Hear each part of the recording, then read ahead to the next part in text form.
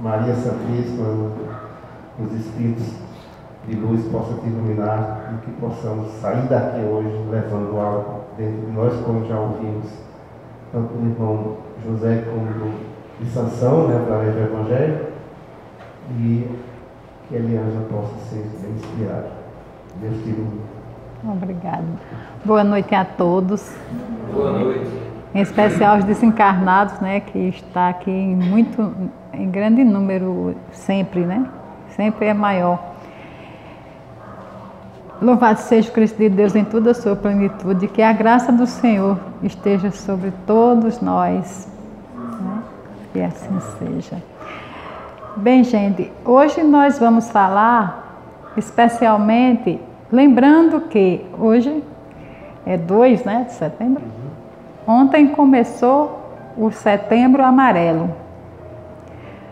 Como nós temos o Outubro Azul, né, no Outubro Rosa, Novembro Azul, todas as questões assim sociais, de saúde, psicológicas e físicas que invadem os lares e as pessoas, então agora nós temos o Setembro Amarelo. Amarelo quer dizer atenção. Prevenção do suicídio, da depressão. Está havendo muito casos de suicídio, principalmente de pessoas jovens, né? Alguns cientistas, médicos, dizem uma explicação que é um hormônio do prazer, né? Que deixa de existir ou então fica muito pouco, né? E esse hormônio chama serotonina. Se ele ficar muito baixo, ele pode provocar justamente a depressão. E aí o suicídio fica como se fosse uma doença, ele não tem controle sobre aquilo, né? Ele começa a sentir aquilo e às vezes nem a família toma conhecimento, porque ele se tranca, né? Então, primeiro vou contar uma história aqui, baseado aqui no livro que não é espírita, mas é um ótimo livro que eu estive vendo, O Poder da Esperança. Esse livro é de Julian Melgoza e de Michelson Borges, e ele conta uma história interessante, né? Ele conta que uma menina chamada Laura, a Laura, nasceu e pouco tempo depois, né, o pai dela abandonou a família por outra pessoa e não deu mais notícias. E a mãe ficou sozinha e nessa época era muito difícil, como sempre foi, né, criar um filho só. E a mãe se desdobrava em várias etapas para dar a ela o necessário, priorizando principalmente o conhecimento, né? A educação, que é prioridade porque faz parte do futuro de cada um. Quando a gente nasce, a gente vem esquecido de tudo, né? E tem que voltar a reaprender. E ela ouvia muito a mãe reclamando de dificuldades financeiras, de falta disso, falta daquilo, dificuldades de pagamento de aluguel e etc. A mãe sempre, ela trabalhava em vários lugares, assim, durante uma semana ela era diarista, ela fazia serviço numa casa, noutra, e assim ela criou a filha dela com esse sacrifício. E Laura, ela sempre vivia muito ansiosa, né?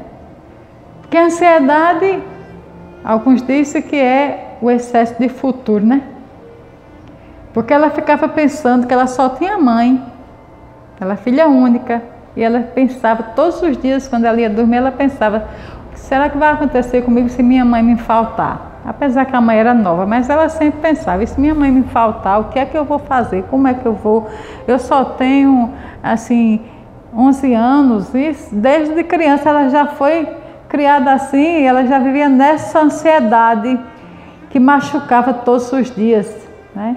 Em todas as horas de sua vida, que ela tinha excesso de futuro. A ansiedade alguns dizem que é ansiedade de futuro. E quando foi um dia, a mãe adoeceu gravemente e veio a desencarnar. Então, veio justamente o estresse daquele dia fatídico, que o que ela estava pensando realmente aconteceu. E só tinha, fora ela, uma irmã da mãe dela, que era a tia, e que a recebeu e começou a cuidar dela, né?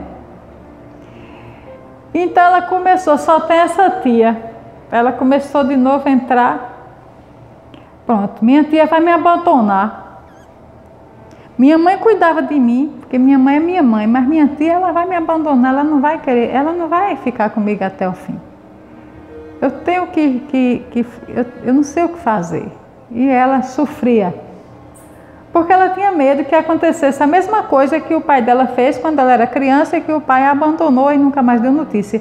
Então ela viveu o quê? No excesso de passado. Aí passou a ser a depressão é excesso de passado. Alguns dizem que é excesso de passado. Você fica pensando em tudo que aconteceu na sua vida, os seus traumas, os medos, e aí, juntando-se a ansiedade do futuro, de como é que vai ser amanhã, o que é que vai acontecer, todo mundo está perdendo o emprego e eu também vou perder, e vai acontecer isso. E aí essa ansiedade, ela tinha as duas coisas agora, a ansiedade, que era o excesso de futuro, e tinha a depressão, o começo da depressão, que era um passo, que é o excesso do passado. Ficávamos pensando no passado, sempre quando nós pensamos no passado que nos machuca, nossa vibração ela tende a descer consideravelmente. E essa descida, ela não vem só. Nós sabemos que essa descida vem acompanhada de outros espíritos que, como aquela pessoa está pensando, da mesma forma, e soma-se a isso. A mente fica ligada a várias inteligências, a várias energias de muita gente. Todas as pessoas que têm depressão, elas sempre têm acompanhamento, né? Isso sem se falar na primeira hipótese, que é justamente quando falta a serotonina, mas esse é outro caso. E aí, ela ficou com depressão e ficou com ansiedade, né? Começo da depressão.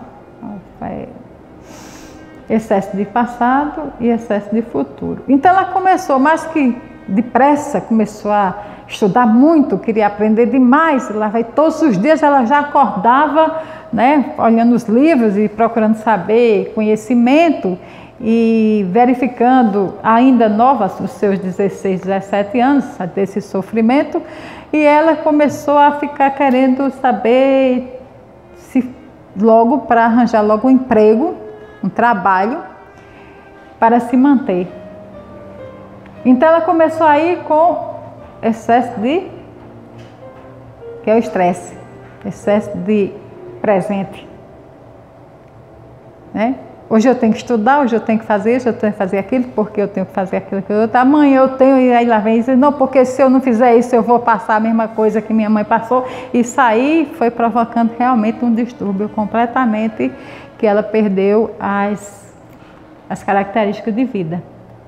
Então ela ficou querendo, então ela conseguiu emprego, ela cresceu, ela conseguiu emprego, além de conseguir emprego, ela foi fazer outra universidade, ela fez doutorado, ela estudou, ela passou, ela estava apta a passar por cima de qualquer pessoa, contanto que ela garantisse o futuro dela. E ela também ficou com medo de se casar, porque ela disse que se casasse com o marido ia abandonar, ela não ia precisar dele, mas ia sentir, o filho ia sentir, e isso formou uma loucura. E cansada já, um dia, de tanto sofrer, porque se você tem só ansiedade, você sofre. Se você tem só o estresse, você já sofre. Você imagina quando você tem os três, né? E uma vez ela saiu correndo pela praia e algo lhe tocou. Ela saiu da cidade e à noite ela simplesmente deitou-se na areia da praia. E ela olhou para o céu e ficou fitando as estrelas. e tudo o que rodeava. E ela se indagou: estou sentindo uma paz. Ela nunca tinha observado o céu, ela nunca tinha observado nada. E ela se perguntou: por que eu nunca pensei no Criador de todas essas coisas? E ela foi se acalmando.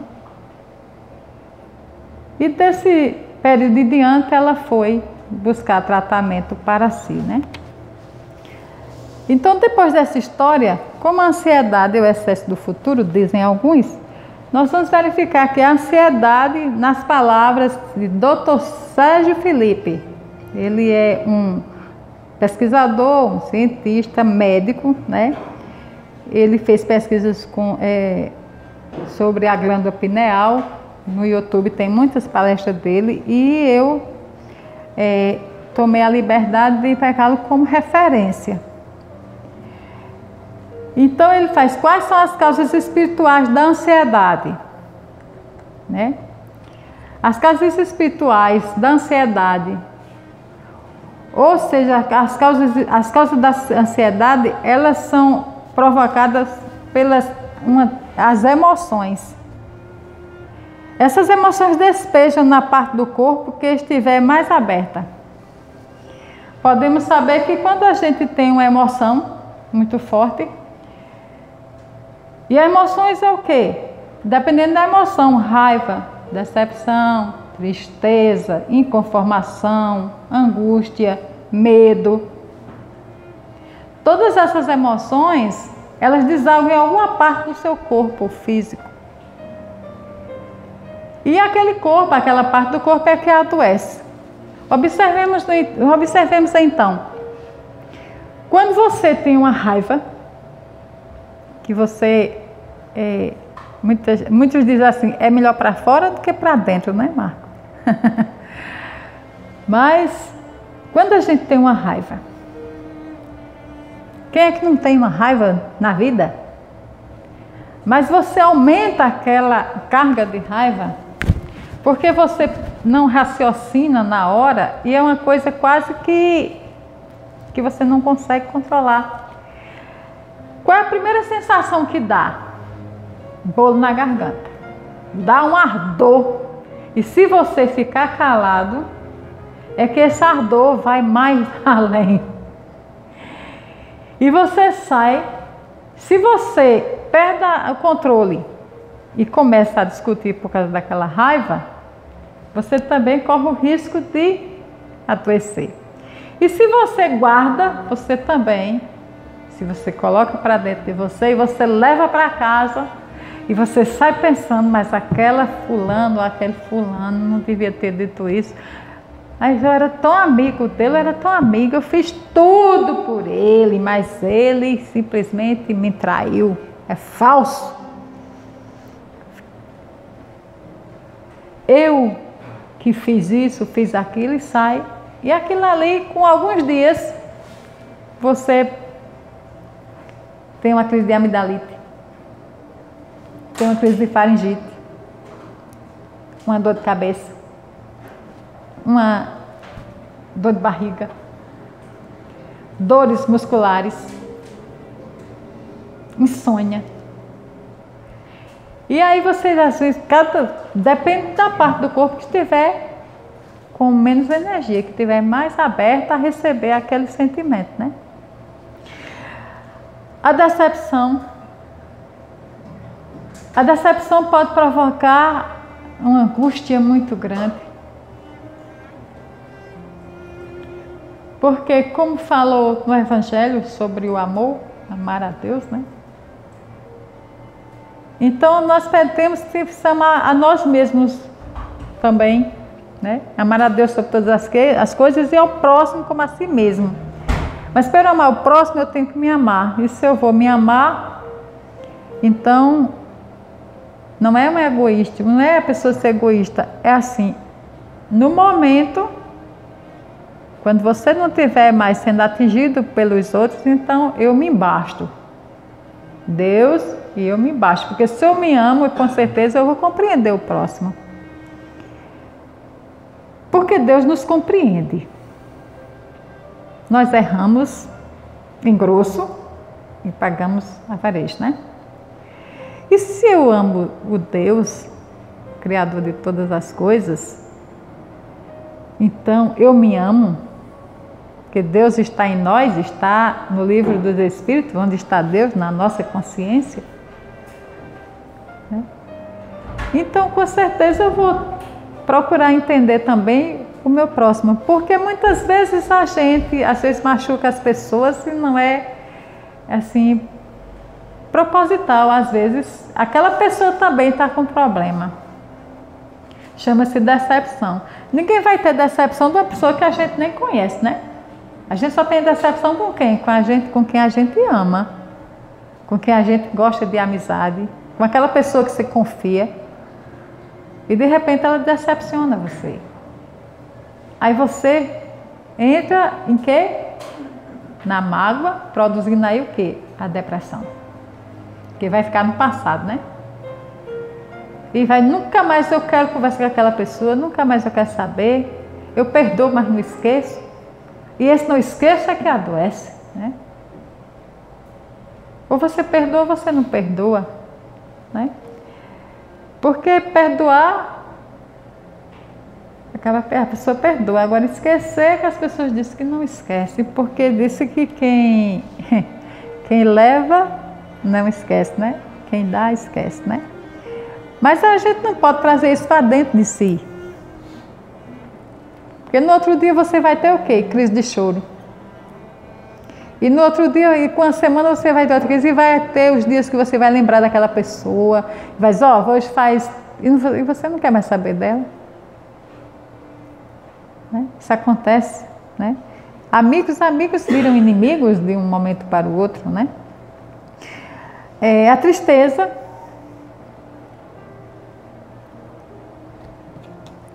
Perdi o emprego. Tristeza. Quem é que não fica triste quando perde o emprego? Quem é que não fica triste quando um de nossos entes queridos, um dos nossos amigos, parte para o outro lado e a gente fica triste? Mas que essa tristeza, ela possa ser controlada. Porque nós sabemos que todas as coisas são passageiras, né? Inconformação também, né? Diante de uma situação difícil, de uma doença, né? Tem pessoas que chegam ao suicídio por causa de uma doença, né? Que ela não esperava que tivesse, né? E ela vai e tem aquela doença e aí fica inconformado. Então, ele inconformado, ele pode gerar que a doença pode se agravar, né? Temos também a angústia, que eu já falei, e o medo. Medo que o filho saia. Eu já tive experiência própria. Eu tenho 2 filhos. E o meu filho, um deles, saiu uma noite, e ele era muito comportado, ele não me dava trabalho, nunca deu. E aí, mas com tantas notícias ruins que saem, não é? A gente começa a ficar com medo que os filhos saiam, né? E ele já tinha uns 18 anos. Mas ele sempre, ele sempre avisava, né? Mãe, eu vou para tal canto, só chego tal hora, ou então não venho, só venho amanhã, vou na casa de fulano. E nesse dia ele disse que ia fazer um trabalho da universidade, também na casa de um amigo. Olhe, minha filha, o medo tomou conta de mim. E deu 11, deu 12, deu 1, e eu comecei a tremer. E eu comecei a chorar. E não sabia para quem ligar. Não tinha como. Ele, naquela época não tinha celular, né?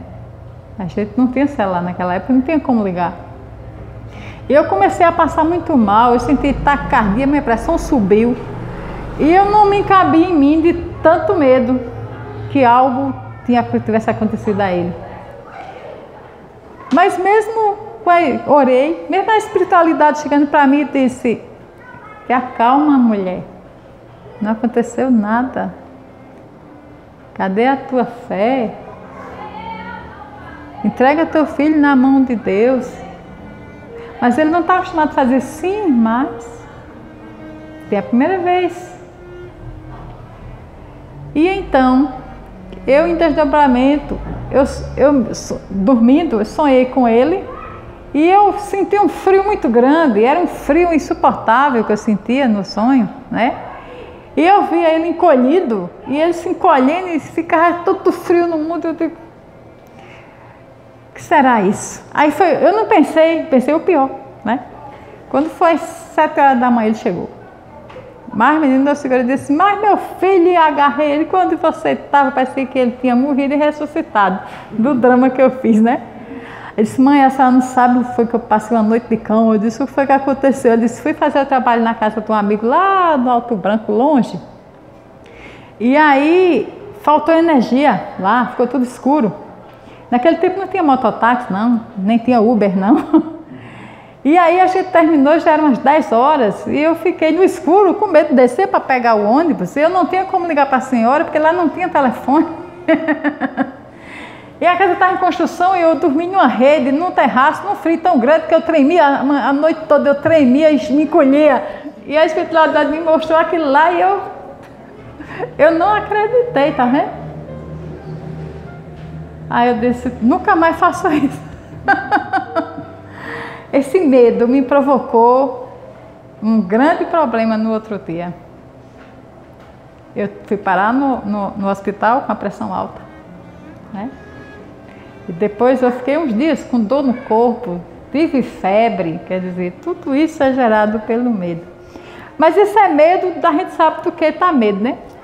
Mas aí vamos passar para medo de não sei o quê. Não se sabe o quê. Já sentiram medo de não se sabe o quê? Esse é o perigoso. Porque ter medo que o filho saiu, é normal, você tem medo. Tem medo de ir para o dentista, tem medo de ir no médico, né? Tem gente que tem medo de ir no médico, né? Tem medo medo de fazer um exame, medo de fazer vestibular e não passar, medo de fazer uma prova para emprego e chegar lá uma seleção e você não vai passar, você sai nervoso, roendo nas unhas, né? Isso tudo, medo no concurso, mas tem um medo de quê? Mas quando tem um medo de não sabe o quê? O medo não sabe o quê? Essa ansiedade dessas coisas todas que eu falei é a ansiedade de adaptação, né? Quando você resolve, acalma. Mas essa aqui, medo de não se sabe o quê, é que é o problema. Medo de atravessar a rua, porque você acha que vai atravessar a rua e um carro vai pegar em você, você já vê você esticada lá no asfalto, né? E aí, como é que vai fazer? Quando a pessoa é ansioso, ele vai atravessar a rua, aí o carro pimenta, aí ele já...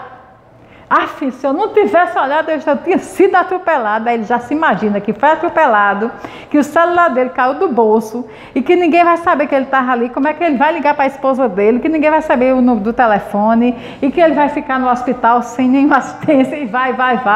E ele ainda pensa, mas já pensou se eu morro? Como é que danado? Quem vai avisar para minha esposa que eu morri? Olha, isso é ansiedade, de medo não sabe o quê. Medo do futuro exagerado. Por quê? Porque você não pode viver assim, né? Então, esse tipo de medo é que chama transtorno de ansiedade. Os transtornos de ansiedade, ele pode ter uma relação de amor e ódio. É outro problema na ansiedade. É o oposto. Exemplo. Uma pessoa honrada, trabalha, honesta, é obrigada a fazer corruptela, né? Como é que ele vai se sentir? Né? É um tipo de ansiedade contraposta, porque eu sou honesta, mas eu tenho um emprego, eu tenho uma filha para sustentar e alguém me diz assim, não, você tem que fazer isso, um exemplo, um contador, né? Um exemplo. Você tem que fazer isso. Não vou fazer isso. Não, mas se você não fizer, você perde seu emprego, e aí? Eles são dias e dias sem dormir, né? E pedindo perdão a Deus, tem mais essa. porque ele fica no beco sem saída, né? Raiva da querida mãe.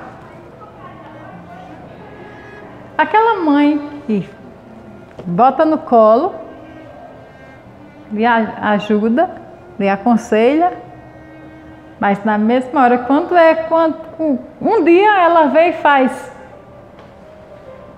grita você. Ela perde a paciência. E ela exige. E ela reclama. E você começa a sentir o quê? Raiva da querida mãe. Isso vem desde a infância. Porque tem as mães, ela não tem raiva da mãe, aquela que gerou, aquela que cuidou, não é essa. É das ações da mãe, de mudança, né? De sufocar, né?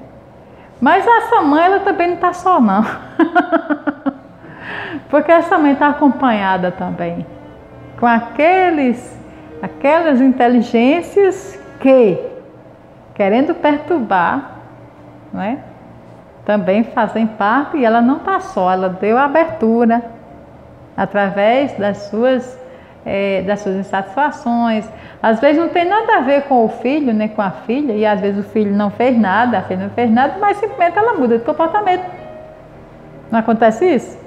De repente minha mãe hoje amanheceu troncha, né? Amanheceu estranha. Ela hoje não para. Aí aquela raiva da querida mãe, isso provoca o quê? Ansiedade.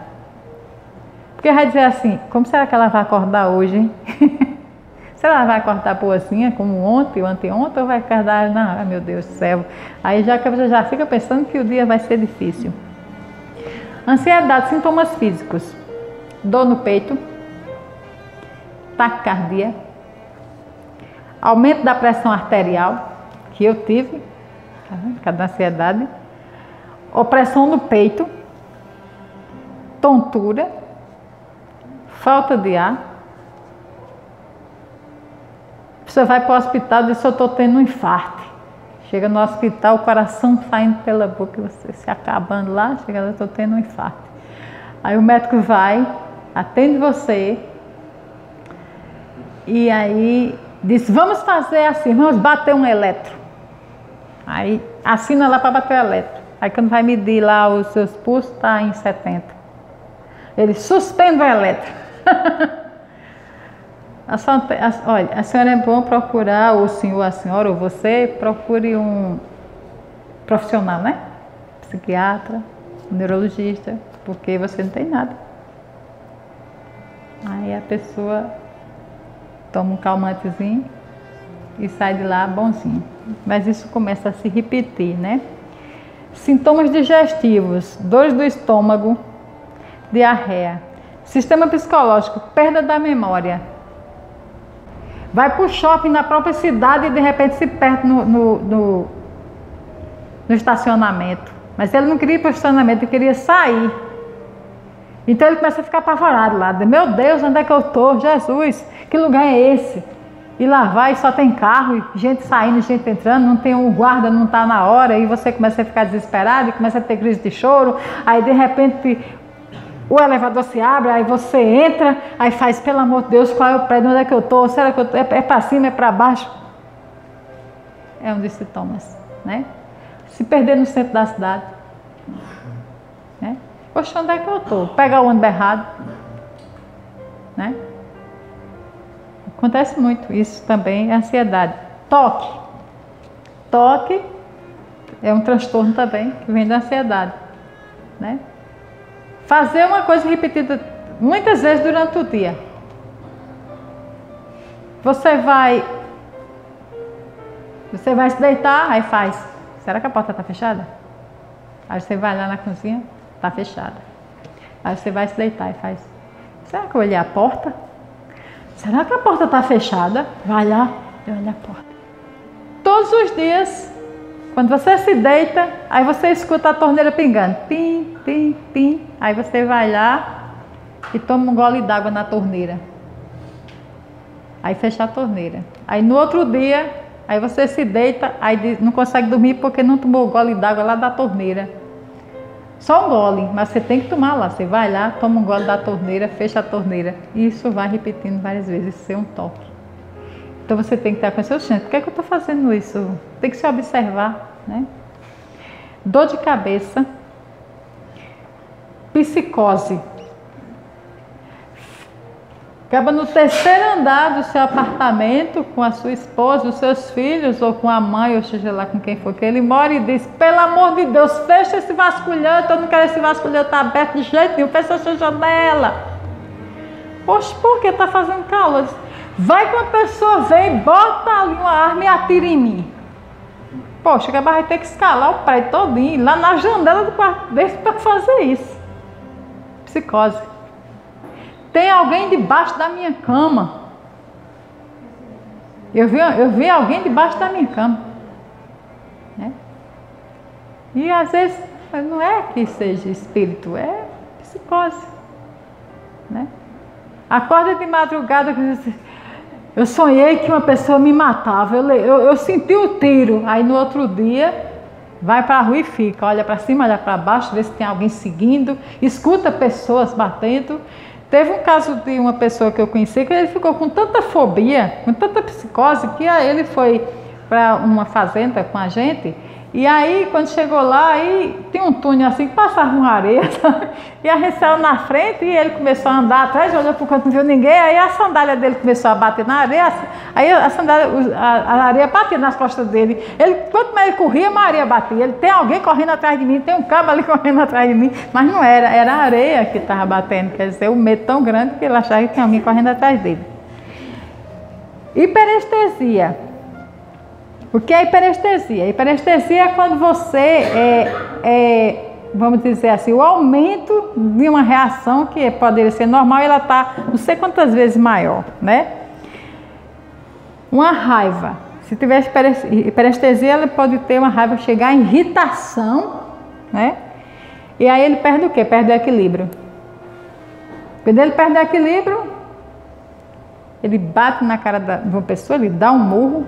E se ele estiver armado, então pior ainda, porque ele vai procurar, né, ele vai perder o equilíbrio, né?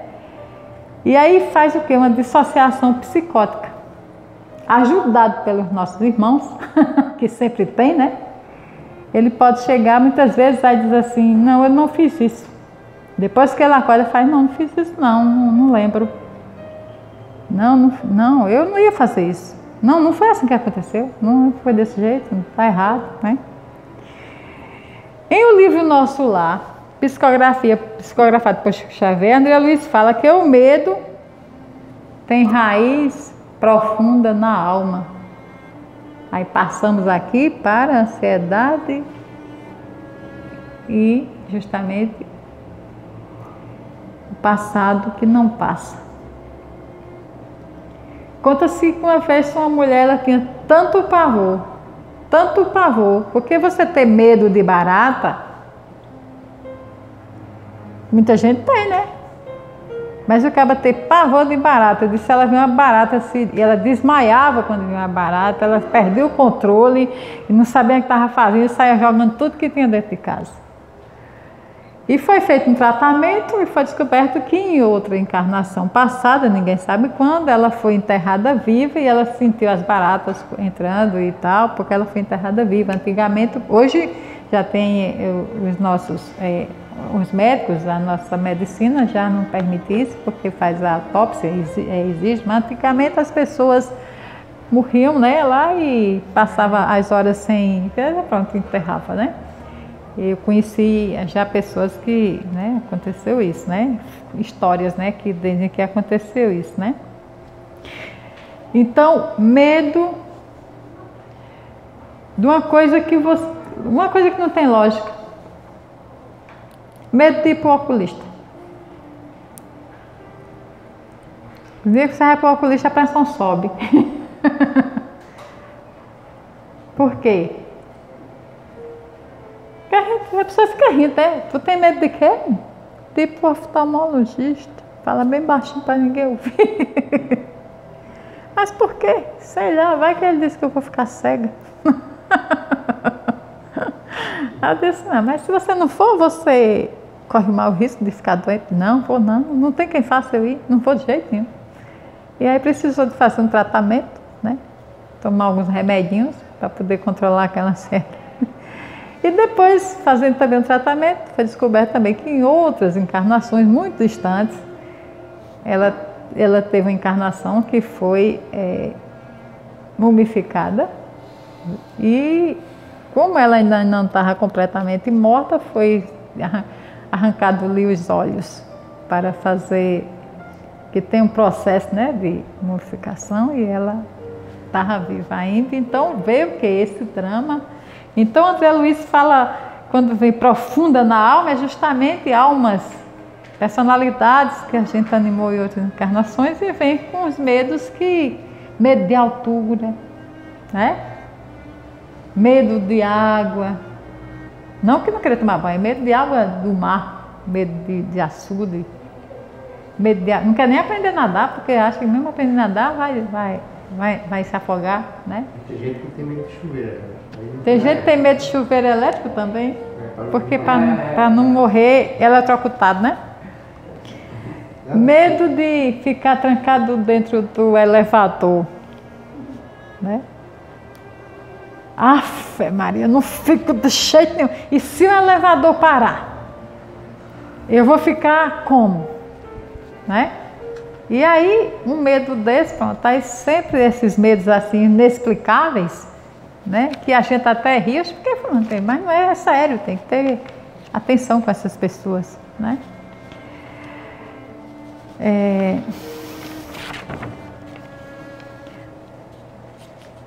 Aí vem problema psicológico, conceito. Entra em fase de ligação com outras mentes. É o que eu venho falando desde o começo, que quando a gente está com esse problema psicológico, de medo, de ansiedade e tudo, nós entramos em contato com quem? Com outras mentes, seja encarnadas ou desencarnadas, porque nós só não entramos em contato com mentes desencarnadas, não. Nós somos o tempo inteiro ligados uns aos outros, tanto encarnado como desencarnado. Como você pensa numa pessoa, ela de alguma forma ela recebe aquele pensamento. Por isso que a gente tanto fala, não é, sobre o cuidado do pensamento, porque nós entramos em sintonia vibratória tanto para baixo como para cima. Então o bom é manter os pensamentos, né, sair daquela vibração baixa e ir para uma mais alta através de exercícios. Eu tenho um amigo que dizia, pense em qualquer coisa quando estiver pensando, quando você descer de pensamento, aí você sube esse pensamento, e eu dizia, como é que eu vou subir? Olha, pense no abacaxi, numa laranja, numa manga, um balaio de maçã, mas pense em alguma coisa para você sair dali. E realmente é mesmo. Você tem que pensar qualquer coisa, um momento feliz na sua vida, né? Fenômeno amplificador, hiperestesia, a pessoa pode perder o controle e nessa perda de controle, ela pode suicidar. Porque perdeu o controle, tanto ela pode matar, tanto ela vai agredir, como ela pode suicidar-se, né? Como também homicídios, como eu já falei. Despersonalização, medo de ficar doido, medo de ficar louco. A ansiedade é tanta que você disse, eu vou ficar louco. Podemos chamar de desdobramento ou conexão mediúnica. Podemos chamar, né? A perda de controle se dá quando temos altos e baixos comportamentos o dia todo. Querer e não querer, muitas vezes no dia, muitas coisas. Por exemplo, hoje a gente vai almoçar no shopping, minha filha. Você quer ir? Quero. Não, pensando bem, não quero não. Mas minha filha, eu já tenho pensado, não, acho que não vou não. Eu disse, você quer ir para onde? Sei lá, vai que a gente vai no shopping e a gente vai assistir um filme. Eu disse, sim, mas a gente já está no shopping, faz o almoço. Não, mas por que a gente não pode lanchar? Não, mãe, a gente faz assim, a gente vai no shopping, almoça, assiste o filme e depois lancha. Tudo de uma vez. Né? Aí lá para mais tarde, às vezes eu estive pensando, mãe, acho que eu não vou para o shopping não. Acho que estou querendo ir não. Isso o dia todo. Em outros casos, estou dando só exemplos rápidos aqui, né? E o tratamento? O tratamento para isso é avaliar as causas físicas, não aparecendo problema, então realmente é ansiedade. Se você tem taquicardia, mal-estar, e aí você está com todas as suas taxas normais, você não tem problemas cardíacos, você não tem problemas, então você está realmente com ansiedade. Agora, essa ansiedade, se não cuidada, ela desce para o corpo físico e você termina ficando realmente com problemas cardíacos, com problemas intestinais, com problemas, vários problemas, dor de cabeça, enxaqueca. Então você tem que fazer o tratamento. Tratar como? Tratar com ansiolítico mesmo. Porque o tratamento espiritual, ele não dispensa o tratamento médico. Você começa a fazer um tratamento, tem que procurar o profissional, né? Porque aí você vai tomar os ansiolíticos, vai tomar os remédios que eles passarem, né? Para promover a dominação dessa irritabilidade. E a irritabilidade já vem por causa da hiperestesia, já é, né? No caso. A ansiedade é uma moléstia. Sabe qual é a moléstia da ansiedade? É a humildade doente. Nós não temos humildade, aí ficamos doentes e vira ansiedade. Porque a gente quer mudar o amanhã.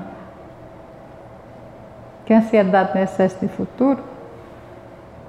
Você quer mudar as coisas. As coisas vão ser do jeito que você está pensando que vai ser. E essa humildade é a falta de humildade diante do Criador. Porque Jesus bem disse, não vos preocupeis com os dias de hoje e amanhã, né?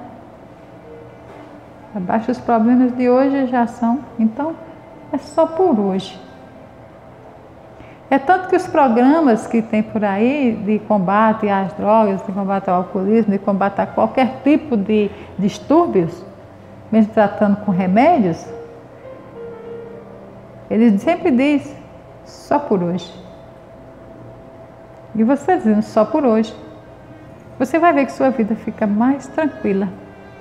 Por mais que tenha uma penumbra assim de um problema distante. Mas, ao fim do dia, analisemos os nossos atos, analisemos os nossos pensamentos, pensemos nas pessoas que lhe rodeou naquele dia, né?